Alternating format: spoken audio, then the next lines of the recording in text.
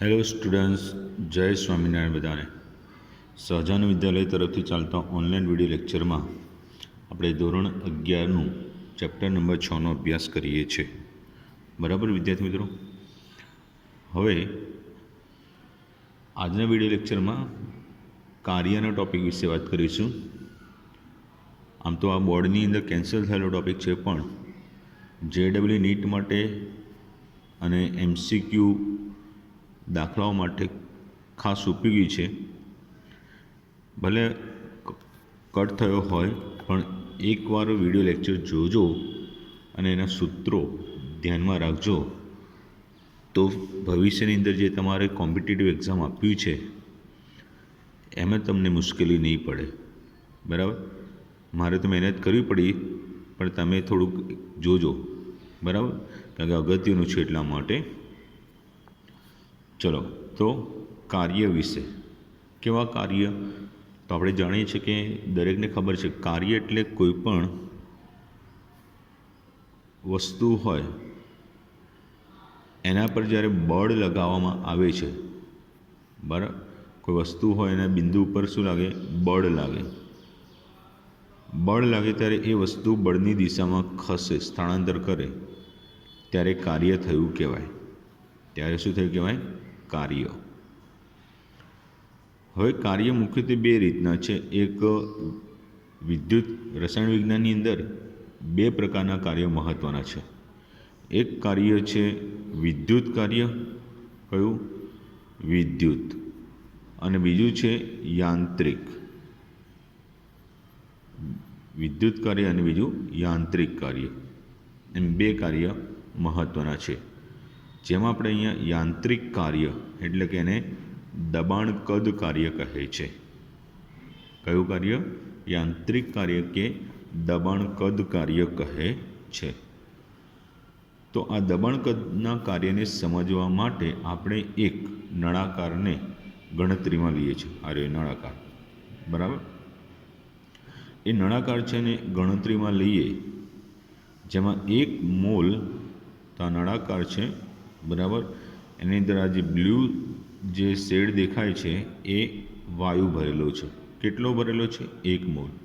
તો 1 મોલ આદર્શ વાયુને ઘર્ષણ રહિત, એટલે અંદર ઇઝીલી સરકી શકે, અપ ડાઉન, આગળ પાછળ ઘર્ષણ વગર ફરી શકે તેવો પિસ્ટન ગોઠવેલો છે.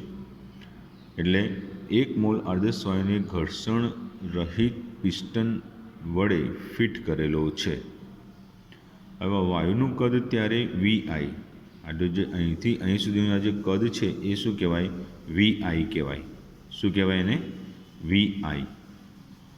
અને ત્યારે એ વાયુનું અંદરનું જે દબાણ થશે, વાયુ ભર્યો હોય ત્યારે એના અણુ દ્વારા જે દબાણ થાય એ અંદરનું દબાણ એટલે PI.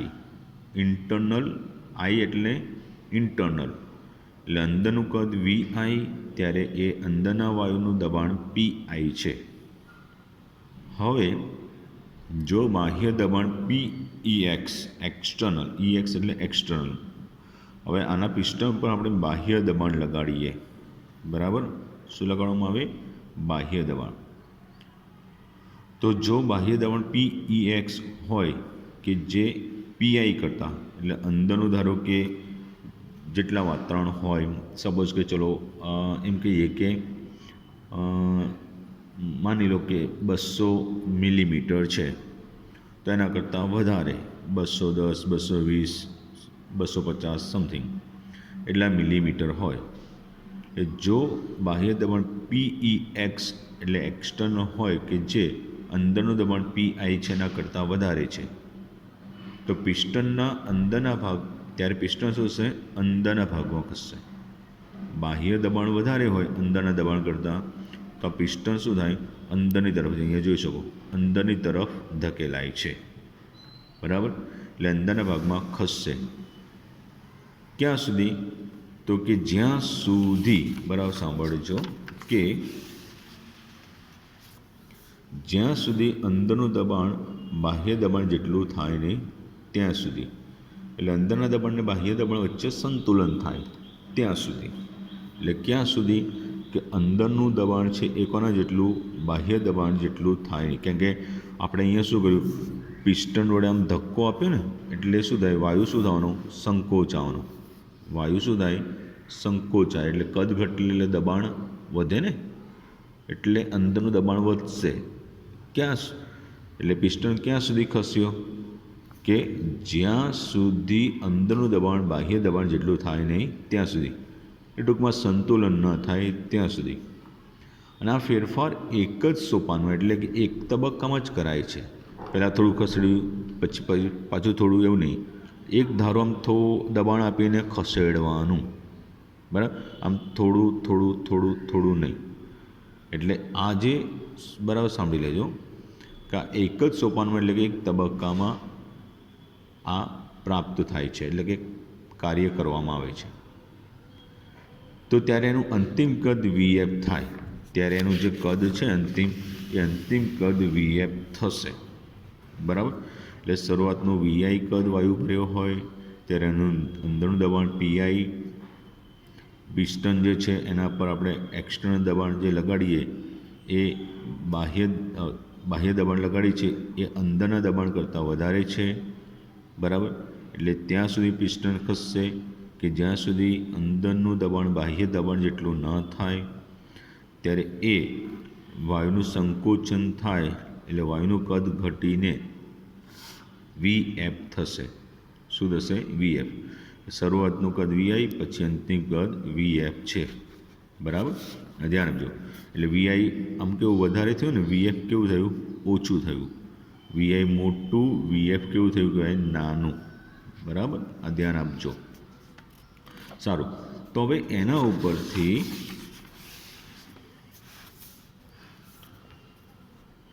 તો Vf કદ થયું. હવે આ સંકોચન દરમિયાન ધારો કે પિસ્ટન L અંતર જેટલું, જે અંદરની સાઈડ ખસ્યો ને એ ધારો કે L જેટલું ખસે છે. આ પિસ્ટનનું આડછેદનું ક્ષેત્રફળ A છે. એટલે પિસ્ટન જે છે એ પિસ્ટન દ્વારા, એ પિસ્ટન અંદરના ભાગમાં કેટલું, L જેટલું, આ L જેટલું ખસે છે. બરાબર. એટલે અહીંથી અહીં સુધીનું મૂવમેન્ટ થયું એ L જેટલું, અને પિસ્ટન છે એના આડછેદનું ક્ષેત્રફળ એ કેટલું, A જેટલું છે. તો આ ગુણાકાર કરીએ, આ ક્ષેત્રફળ ગુણ્યા લંબાઈ કરીએ એટલે શું મળી જાય, અંદરનું કદ મળી જાય. મળે ને કદ એટલે LBH. તો આ BH તો આટલું થયું, એટલે A કીધું એને, અને એની સાથે L ગુણી નાખીએ એટલે શું મળી જાય, V કદ મળી જાય. બરાબર ને.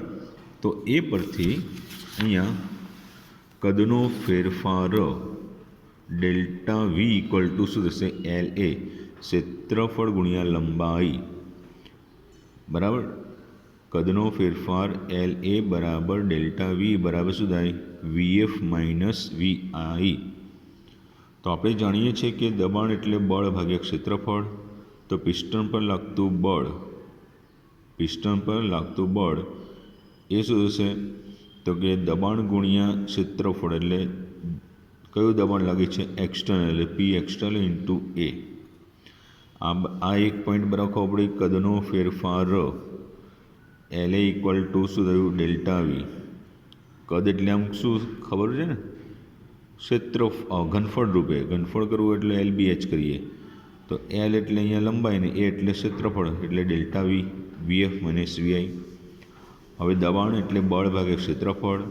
તો પિસ્ટન પર લાગતું બળ એટલે બળ એટલે દબાણ ગુણ્યા ક્ષેત્રફળ, એટલે P એક્સટર્નલ ઇન્ટુ A.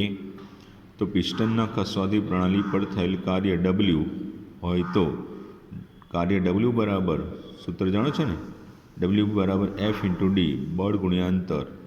તો બળ કેટલું છે, P એક્સટર્નલ ઇન્ટુ A, અને અંતર એટલે કેટલું ખસ્યું છે પિસ્ટન, L જેટલું. પણ આપણે ઉપર ભણીશું કે A ઇન્ટુ L અથવા LA બરાબર શું કહેવાય, ડેલ્ટા V કહેવાય. સો P external into delta V પણ કેવું, માઇનસ ડેલ્ટા V. એટલે minus P external into delta V બરાબર minus P external into Vf minus Vi. આ અભિવ્યક્તિની ઋણ, આ અભિવ્યક્તિ છે એની કેવી, ઋણ સંજ્ઞા જરૂરી છે. અહીંયા જે અભિવ્યક્તિ એટલે રજૂઆત, એની ઋણ સંજ્ઞા જરૂરી છે. કેમ જરૂરી છે? કે જે કાર્ય છે એ કાર્યને પ્રણાલીગત સંજ્ઞા મેળવી શકાય. આ ઋણ સંજ્ઞા દર્શાવી છે, એનાથી કાર્યની પ્રણાલીગત સંજ્ઞા મેળવી શકાય. તે એવું સૂચવે છે કે સંકોચન દરમિયાન પ્રણાલી પર, હવે સંકોચન થાય આમ અંદરની તરફ, એટલે શું થાય? આ સંકોચન થયું વાયુનું, એટલે પિસ્ટનને અંદર ધક્કો કર્યો ને, એટલે પિસ્ટને કોના પર ધક્કો કર્યો? વાયુ ઉપર, બરાબર. એટલે પ્રણાલી પર કાર્ય થયું કહેવાય. એટલે સંકોચન દરમિયાન, સાંભળી લેજો, અહીંયા અત્યારે આપણે પિસ્ટન વાયુ પર ધક્કો લગાડેલો, વાયુનું શું થયું? સંકોચન થયું. એટલે પિસ્ટને વાયુ પર ધક્કો લગાડેલો, પ્રણાલી પર કાર્ય થયું. તો સંકોચન દરમિયાન પ્રણાલી પર કાર્ય થયેલું છે. તો અહીંયા વીએફ માઇનસ વીઆઈ, કારણ કે વીએફ નાનું છે અને વીઆઈ મોટું છે, એટલે એ કેવું મળશે? ઋણ થશે, બરાબર. એટલે આ ઋણ થવાનું, અને આ ઋણ છે એટલે ઋણને ઋણ વડે ગુણ્યા એટલે શું થઈ જાય? ધન થઈ જશે, એટલે ધન મળશે. આથી કાર્ય માટે મેળવેલી સંજ્ઞા ધન થશે. કાર્ય માટે મેળવેલી સંજ્ઞા કેવી થશે? ધન થશે. તો આથી સંકોચનને લીધે શું થશે? કાર્ય કેવું મળશે આપણને? ધન મળશે. આનું ઊંધું વિસ્તરણ થયું હોય તો વિસ્તરણમાં કાર્ય ઋણ મળે. એટલે ખાસ વિદ્યાર્થીઓ યાદ રાખી લો કે શું સંકોચન થાય, સંકોચન થાય એટલે વાયુનું કદ ઘટે, તે કાર્ય કેવું મળે? ઋણ મળે. અને વિસ્તરણ થાય, વાયુનું વિસ્તરણ થાય એટલે પ્રણાલી દ્વારા કાર્ય થાય, એટલે ડબલ્યુ કેવું મળશે? પ્લસ મળશે. સંકોચનમાં પ્રણાલી પર કાર્ય થાય એટલે માઇનસ, વિસ્તરણમાં પ્રણાલી વડે કાર્ય થાય, વિસ્તરણ થાય એટલે વાયુ શું કરવાનો? પિસ્ટન પર ધક્કો લગાડશે. વાયુ પિસ્ટન પર ધક્કો લગાડશે, એટલે પ્રણાલી દ્વારા કાર્ય થયું કહેવાય. હવે જો સંકોચનનો દરેક તબક્કે દબાણ અચળ ન હોય, પણ નિશ્ચિત તબક્કામાં થોડું કંઈક બદલાતું હોય, તો વાયુ પર થતા કાર્ય બધા તબક્કાનો કુલ સરવાળા જેટલું થાય. શું કીધું? જો સંકોચન છે એ સંકોચનના દરેક તબક્કે દબાણ અચળ ન હોય, પણ નિશ્ચિત તબક્કામાં બદલાતું હોય. સંકોચન છે એ સંકોચનના દરેક તબક્કે દબાણ અચળ ન રહેતું હોય, પણ થોડા ગાળામાં, એટલે કે નિશ્ચિત ગાળામાં, બરાબર, એમ કહી શકાય કે ભાઈ અમુક સેકન્ડ આટલું ફિક્સ રીતે બદલાતું હોય, એટલે નિશ્ચિત તબક્કામાં બદલાતું હોય, તો વાયુ પર થતા કાર્ય બધા જ તબક્કાનો કુલ સરવાળા જેટલું થાય. એટલે એને કાર્યને sigma P into delta V વડે દર્શાવાય. જે આકૃતિમાં અહીંયા દર્શાવ્યું છે એ પ્રમાણે, બરાબર. આ બધા તબક્કામાં ધીરે ધીરે જે ફેરફાર થયો હોય એના ગુણાકાર બરાબર જેટલો થાય. પી ઇન્ટુ ડેલ્ટા વી, એક આટલા તબક્કાનો, પછી આ તબક્કાનો, આ તબક્કાનો, આ તબક્કાનો, એ રીતે ઉપર રીતે મેળવી શકાય, બરાબર. તો શું કીધું? કે દબાણ અચળ ન હોય ને નિશ્ચિત તબક્કામાં બદલાતું હોય, તો વાયુ પર થતા કાર્ય છે એ કાર્ય બધા જ તબક્કાનો કુલ સરવાળા જેટલું થાય. એને minus sigma P into delta V જેટલું દર્શાવાય, બરાબર, જે આકૃતિમાં દર્શાવ્યું છે.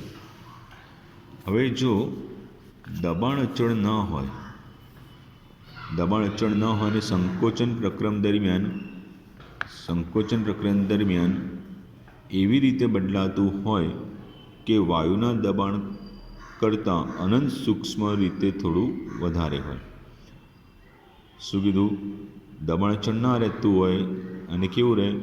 સંકોચન દરમિયાન એવી રીતે બદલાતું હોય કે વાયુના દબાણ કરતાં અનંત સૂક્ષ્મ જેટલું, એટલે થોડુંક જ વધારું હોય.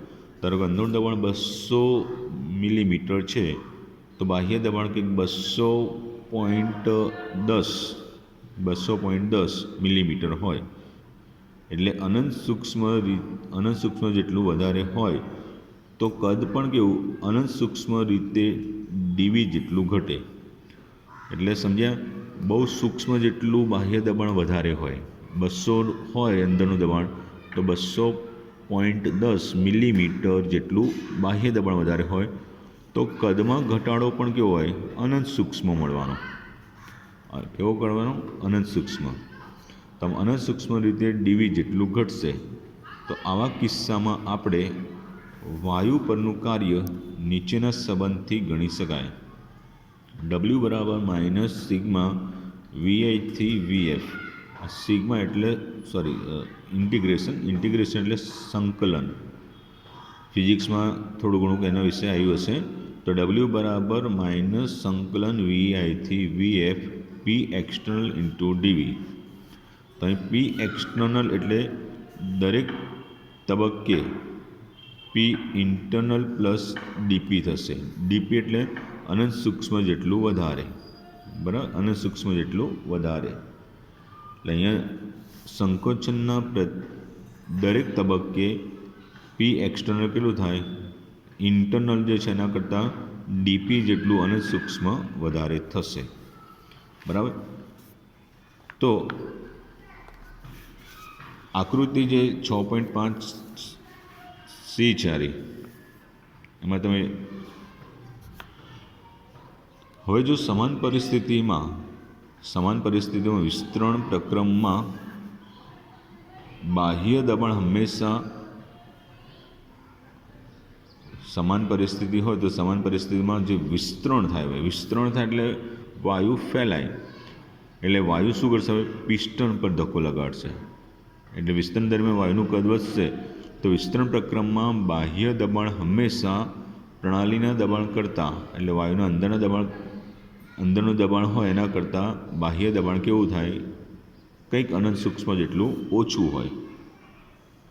એટલે ધારો કે અંદરનું દબાણ 200 હોય તો બાહ્ય દબાણ ધારો કે 199, 198 એવું એટલું ઓછું હોય. તો અત્યારે પી એક્સટર્નલ બરાબર શું થાય? પી ઇન્ટરનલ ને પ્લસની જગ્યાએ શું આવે? માઇનસ ડીપી આવશે. અનંત સૂક્ષ્મ જેટલું ઓછું. તો સામાન્ય કિસ્સામાં આપણે પી એક્સટર્નલ બરાબર શું લખી શકાય? P internal plus or minus DP તરીકે દર્શાવાય. સામાન્ય સંકોચનમાં પી એક્સટર્નલ બરાબર પી ઇન્ટરનલ પ્લસ ડીપી, અને વિસ્તરણ દરમિયાન શું લખી શકાય? પી ઇન્ટરનલ માઇનસ ડીપી એવું લખાય. બરાબર. ઓકે. સામાન્યમાં શું લખાય કે P internal plus or minus DP તરીકે લખી શકાય. તો આવા પ્રક્રમને પ્રતિવર્તી પ્રક્રમ કહેવાય. બંને રીતે લખીએ તો આવા પ્રક્રમને શું કહેવાય? પ્રતિવર્તી પ્રક્રમ કહેવાશે. ઓકે. તો એ પ્રક્રમ અથવા ફેરફાર ત્યારે જ પ્રતિવર્તી કહી શકાય જો ફેરફાર એવી રીતે કરવામાં આવ્યો હોય કે પ્રક્રમ ગમે તે થશે અથવા ગમે તે ક્ષણે અનંત સૂક્ષ્મ રીતે પ્રતિગામી કરી શકાય. આમ પુરોગામી, તો આમ શું કરી શકાય? પ્રતિગામી. આમ પુરોગામી થાય ને, તો આમ શું થાય? પ્રતિગામી થાય. સાંભળજો. એ પ્રક્રમ અથવા ફેરફાર ત્યારે જ પ્રતિવર્તી કહી શકાય કે જો ફેરફાર એવી રીતે કરવામાં આવ્યો હોય કે પ્રક્રમ ગમે તે ક્ષણે અનંત સૂક્ષ્મ રીતે પ્રતિગામી કરી શકાય. બરાબર. તો પ્રતિવર્તી પ્રક્રમ છે એ પ્રતિવર્તી પ્રક્રમ ઘણો જ ધીમી રીતે શ્રેણીબદ્ધ સંતુલિત અવસ્થાઓથી આગળ વધે છે. પ્રતિવર્તી પ્રક્રમ ઘણી જ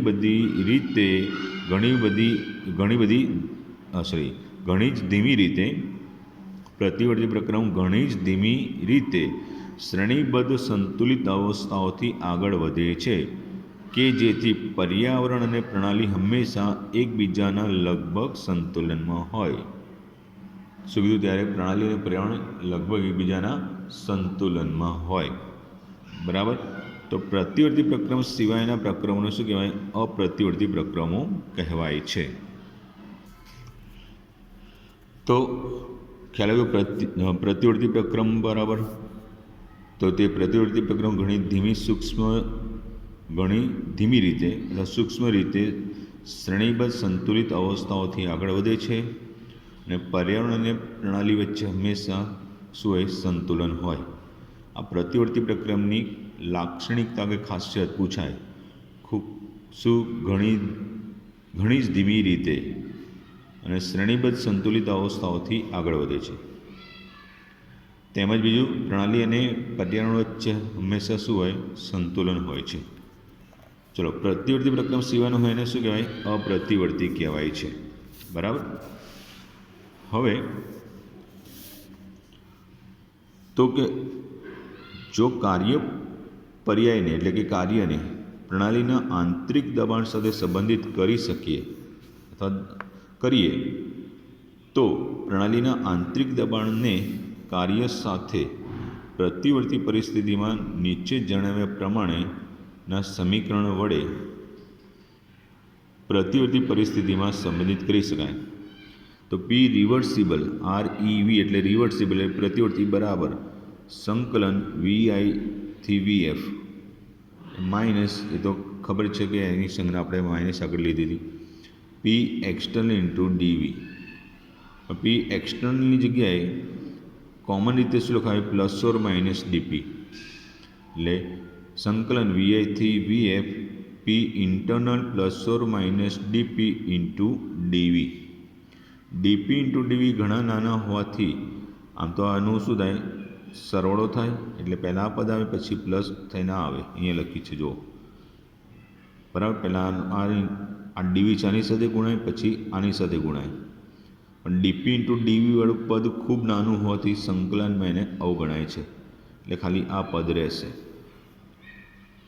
તો હવે આપણે વાયુના દબાણ જે છે એટલે કે ઇન્ટરનલ, એને આપણે વાયુનું જે દબાણ છે ઇન્ટરનલ એને વાયુના સમીકરણ દ્વારા કદના સ્વરૂપમાં દર્શાવીએ તો આપણે જાણીએ છીએ કે PV બરાબર nRT બરાબર આદર્શ વાયુ રૂપે, તો P બરાબર nRT બાય V.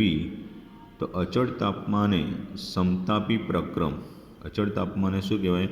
સમતાપી પ્રક્રમ કહેવાય. તો એ સમતાપી પ્રક્રમ માટે W રિવર્સિબલ આ દબાણના સ્વરૂપમાં થયું ને, હવે કદના સ્વરૂપમાં W રિવર્સિબલ બરાબર માઇનસ VI થી VF, આ સંકલન છે, સંકલન VI થી VF nRT DV by V બરાબર માઇનસ nRT ln.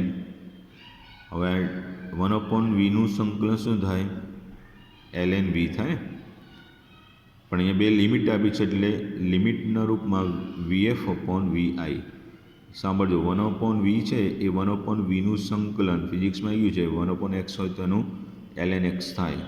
પણ બે લિમિટમાં હોય એટલે એક પ્રારંભિક લિમિટ ઉપર અંતિમ લિમિટ છે એ ઉપર અંશમાં આવશે અને પ્રારંભિક એ છેદમાં આવશે એટલે VF/VI.